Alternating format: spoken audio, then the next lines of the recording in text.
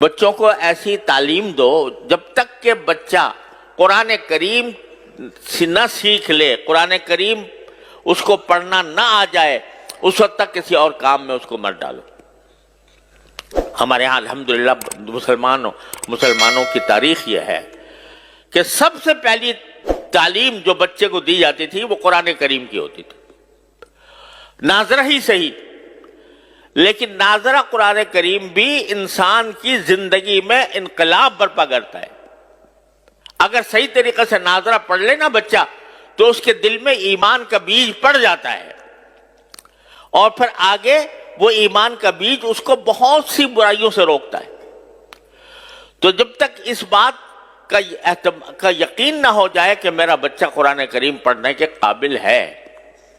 اس وقت تک اس کو آگے نہ بھیجو۔ اب ہمارے یہاں وزیر تک بن گئے ہیں لوگ، اور جب ان سے کہا گیا قل اللہ پڑھ لو تو قل اللہ پڑھنے نہیں آ رہا۔ تو وہ در حقیقت یہ اس لیے کہ ہم نے ہمارے ذہن سے دین کی تعلیم و تربیت کی اہمیت ہی ختم ہو گئی۔ ہمارے دل میں اس کی اہمیت ہی نہیں ہے کہ ہمارا بچہ جو ہے وہ دین کی معلومات، دین کا علم حاصل کرے۔ نہ صحیح، ٹھیک ہے، ہم نے یہ نہیں کہتے کہ آپ ہر ایک کو عالم دین بناؤ، ہر ایک کا عالم دین بننا بھی فرض نہیں ہے کہ آپ پورا درس نظامی پڑھاؤ 8 سال تک، لیکن اگر کم از کم جو انسان کے ذمہ فرض عین ہے اس کا علم تو بچے کو ہر حال میں ہونا چاہیے، اور اس کے لیے کسی ایسی درسگاہ، الحمدللہ اب ایسی درسگاہیں موجود ہیں جس میں جو دنیاوی تعلیم کہلاتی ہے وہ بھی الحمدللہ اس میں پڑھائی جاتی ہے، اور اس کے ساتھ ساتھ اس کو مسلمان بنانے کی بھی فکر ہوتی ہے، اس کو دینی معلومات بھی فراہم کی جاتی ہے۔ ایسی درسگاہوں کے اندر اس کو بھیجو۔ جب تم خود ایسے درسگاہوں میں بھیج دو گے جہاں پر الحاد اور بے دینی کا چرچا ہے، تو پھر وہ اس کی ذمہ داری تمہارے اوپر عائد ہوتی ہے کہ تم نے ایسی جگہ بھیجا کیوں۔ اور دوسری بات یہ کہ اگر فرض کرو کہ کوئی بچہ آپ نے کسی درسگاہ میں بھیجا، کسی اسکول میں بھیجا، وہاں پر دین کی معلومات اس کو حاصل نہیں ہو رہی، دین کا علم اس کو حاصل نہیں ہو رہا، تو کم از کم اتنا تو کر لو کہ اپنے گھروں کے اندر تھوڑا سا وقت اپنے بچوں کے ساتھ ایسا نکالو جس میں کچھ دین کی معلومات بچوں کو فراہم کی جائیں۔ کم از کم سیرت طیبہ، نبی کریم سرور عالم صلی اللہ علیہ وسلم کی سیرت طیبہ سب مل کر گھر والے بیٹھ کر تھوڑا سا وقت نکال کر اس میں پڑھیں۔ اس سیرت طیبہ میں نبی کریم صلی اللہ علیہ وسلم کے حالات زندگی بھی ہیں، اس میں نبی کریم صلی اللہ علیہ وسلم کے اخلاق بھی ہیں، آپ کی معاشرت بھی ہے، آپ کے سکھائے ہوئے آداب بھی ہیں، وہ سارے کے سارے اکٹھے بیٹھ کر پڑھیں۔ اس میں کیا مشکل کام ہے؟ رات کو تھوڑا سا وقت سونے سے پہلے اپنے سارے بچوں کو جمع کر کے، اور اس میں خود نبی کریم صلی اللہ علیہ وسلم کی سیرت طیبہ کی کوئی کتاب پڑھ لو سب بیٹھ کے، اور اس کے اندر نبی کریم صلی اللہ علیہ وسلم کی سنتیں بھی اس میں بیان ہوں گی۔ ایک کتاب ہے اسوہ رسول اکرم صلی اللہ علیہ وسلم، میرے شیخ حضرت عارفی قدس اللہ تعالیٰ سرہ کی کتاب ہے، وہ سامنے رکھ لو، اس کو تھوڑا تھوڑا کر کے پڑھو اور سب اس کو سنیں، اس کو سمجھے، تو کم از کم گھر کے ماحول کے اندر ایک ایسا مدرسہ قائم ہو جائے گا، اور یہ اصل مدرسہ ہے۔ نبی کریم صلی اللہ علیہ وسلم کے عہد مبارک میں کوئی باقاعدہ مدرسہ نہیں ہوتا تھا، صفہ تھا جس میں صحابہ کرام مختلف علاقوں سے آ کر تھوڑے سے پڑھ گئے تھے، وہ انہوں نے تو اپنے آپ کو خاص کر لیا تھا اس کے لیے،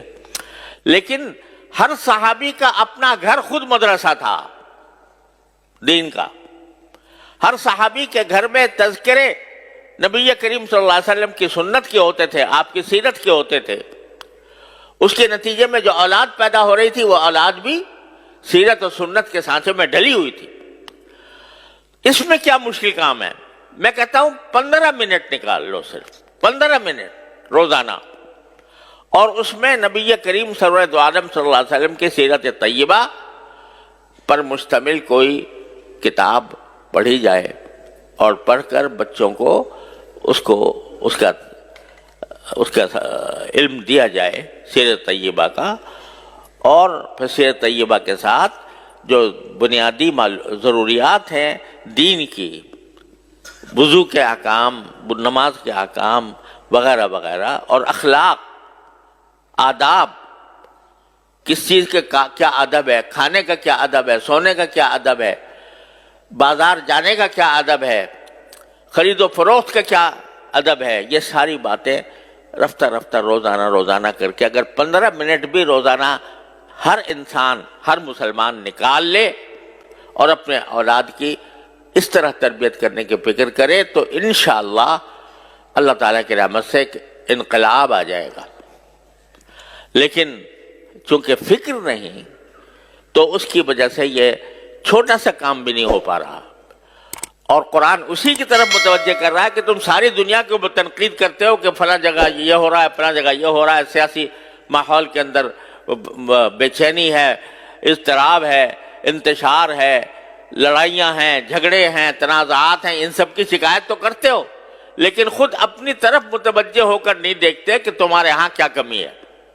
اگر تم فرض کرو کہ مکمل طور پر اسلامی احکام پر عمل کر رہے ہو لیکن تمہاری اولاد اور تمہارے گھر والے دوسری طرف جا رہے ہیں، اس کی ذمہ داری بھی تمہارے اوپر عائد ہوتی ہے، اپنی فکر کرو۔ اور اس کا ایک آسان راستہ میں آپ حضرات کی خدمت میں عرض کر رہا ہوں کہ 15 منٹ نکال لو روزانہ رات کو، اور اپنے گھر والوں کو جمع کر کے اس میں سیرت طیبہ اور احکام شریعت کی کتاب حضرت حکیم محمد مولانا تھانوی رحمۃ اللہ علیہ کی حیات المسلمین ہے مثلا، وہ پڑھ کے، بہت آسان کتاب ہے، آسانی کے ساتھ پڑھی جا سکتی ہے، وہ پڑھ کے سب کے سامنے پڑھی جائے تو انشاءاللہ اس سے ایک ماحول پیدا ہوگا اور اصلاح کی طرف ایک پیش قدمی ہوگی۔ اللہ تبارک و تعالیٰ اپنے فضل و کرم سے ہم سب کو اس کی توفیق عطا فرمائے۔ وآخر دعوانا الحمدللہ رب العالمین۔